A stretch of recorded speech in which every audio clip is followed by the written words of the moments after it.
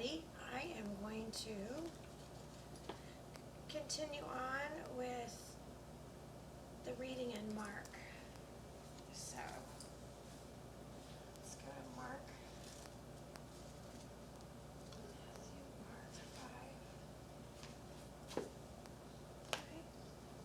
Mark 5.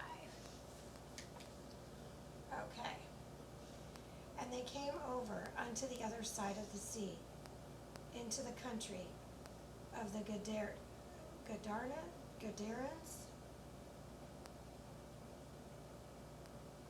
And when he has come out of the ship, immediately there met him out of the tombs a man with an unclean spirit,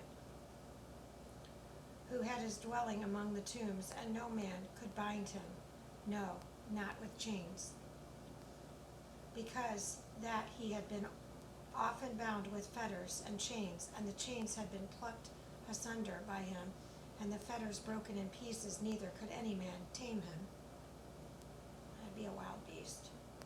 And always, night and day, he was in the mountains and in the tombs, crying and cutting himself with stones. But when he saw Jesus afar off, he ran and worshipped him, and cried with a loud voice and said, What have I to do with thee, Jesus, thou Son of the Most High God? I adjure thee by God that thou torment me not.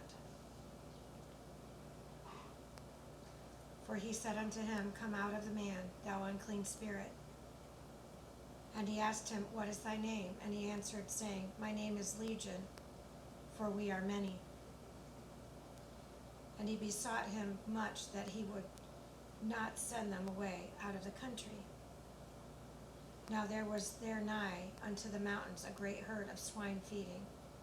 And all of the devils besought him, saying, Send us into the swine, that we may enter into them. And forthwith Jesus gave them leave, and the unclean spirits went out and entered into the swine, and the herd ran violently down a steep place into the sea. They were about 2,000, and were choked in the sea. And they that fed the swine fled, and told it in the city and in the country. And they went out to see what it was that was done. And what it was that was done. And they came to Jesus and see him that was possessed with the devil, and had the legion, sitting and clothed in his right mind. And they were afraid. And they that saw it told them how it befell to him that was possessed with the devil, and also concerning the swine. And they began to pray him to depart out of their coasts. Jeez Louise. And when he was come into the ship, he that had been possessed with the devil prayed him that he might be with him. Howbeit Jesus suffered him not, but saith unto him, Go home to thy friends, and tell them how great things the Lord hath done for thee, and hath had compassion on thee. And he departed and began to publish in Decapolis how great things Jesus had done for him, and all men did marvel. And when Jesus was passed over again by ship unto the other side, much people gathered unto him, and he was nigh unto the sea. And behold, there cometh one of the rulers of the synagogue, Jairus by name. And when he saw him, he fell at his feet, and besought him greatly, saying, My little daughter lieth at the point of death. I pray thee, come and lay thy hands on her, and she be healed, and she shall live. And Jesus went with him, and much people followed him and thronged him. And a certain woman, which had an issue of blood 12 years, and had suffered many things of many physicians, and had spent all that she had, and was nothing bettered, but rather grew worse, when she heard of Jesus, came in the press behind, and touched his garment. For she said, If I may touch but his clothes, I shall be whole. And straightway the fountain of her blood was dried up, and she felt in her body that she was healed of that plague. And Jesus, immediately knowing in himself that virtue had gone out of him, turned him about in the press, and said, Who touched my clothes? And his disciples said unto him, Thou seest the multitude thronging thee, and sayest thou, Who touched me? And he looked round about to see her, that he had done this thing. But the woman, fearing and trembling, knowing what was done in her, came and fell down before him, and told him all the truth.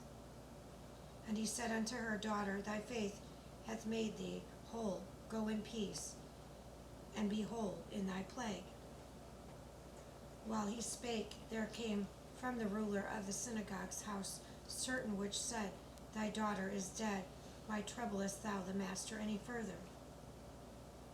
As soon as Jesus heard the word that was spoken, he saith unto the ruler of the synagogue, Be not afraid, only believe. And he suffered no man to follow him, save Peter and James and John, the brother of James. And he cometh to the house of the ruler of the synagogue, and seeth the tumult, and them that wept and wailed greatly. And when he was come in, he saith unto them, Why maketh ye this ado, and weep? The damsel is not dead, but sleepeth. And they laughed him to scorn. But when he had put them all out, he taketh the father and the mother of the damsel, and them were with him. He entereth in where the damsel was lying. And he took the damsel by the hand, and said unto her, Talitha cumi, which is being interpreted, Damsel, I say unto thee, arise. And straightway the damsel arose, and walketh, for she was of the age of 12 years. And they were astonished with a great astonishment. And he charged them straitly that no man should know it, and commanded that something should be given her to eat.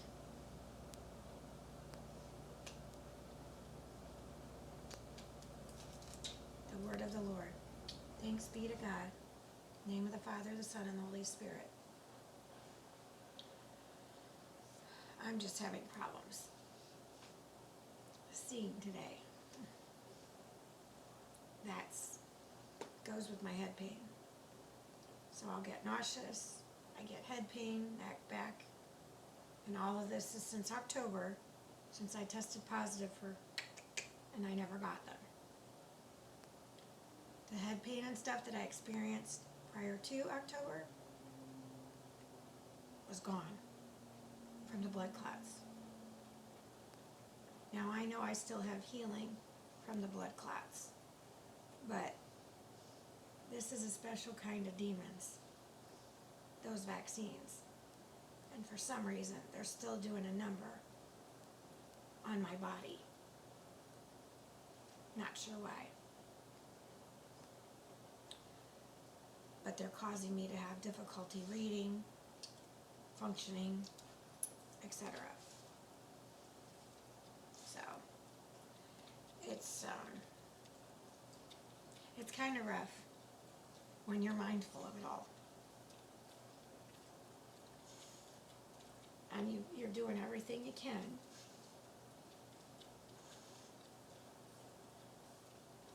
to get through it all. So, I'll just keep mustering through, and eventually my vision will be okay again. And I'll be all right.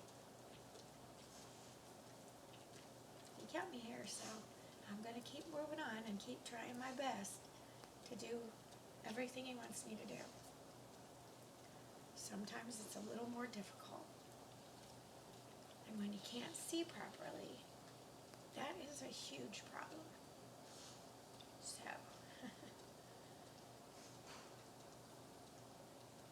as you can tell, I was having a lot of difficulty reading this.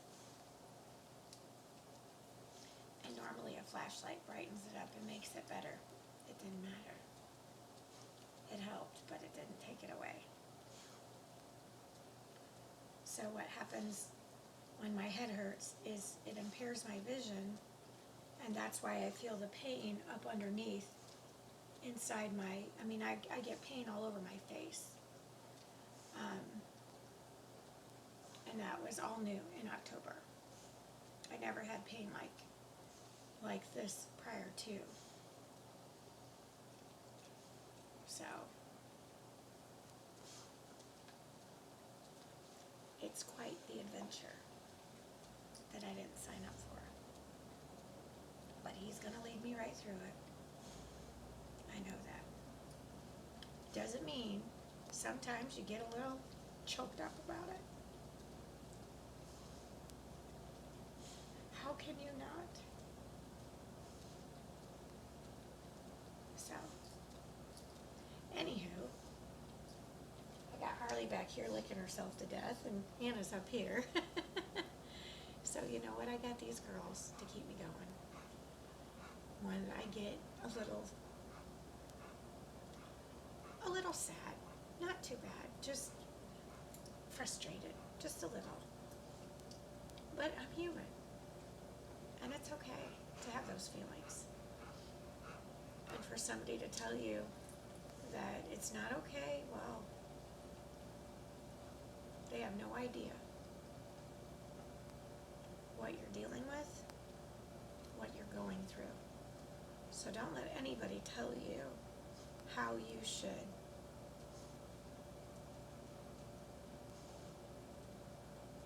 Go about your own personal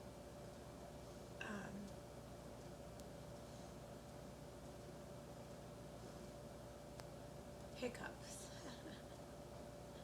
It's the best way for me to describe them, as a hiccup. I mean, people can give you their views on it, but by no means should anybody be judging any of us for what's inflicting us or what we're dealing with. So, I'm going to take a break. I don't know that I'm going to be reading anything else tonight unless all of a sudden my vision miraculously improves.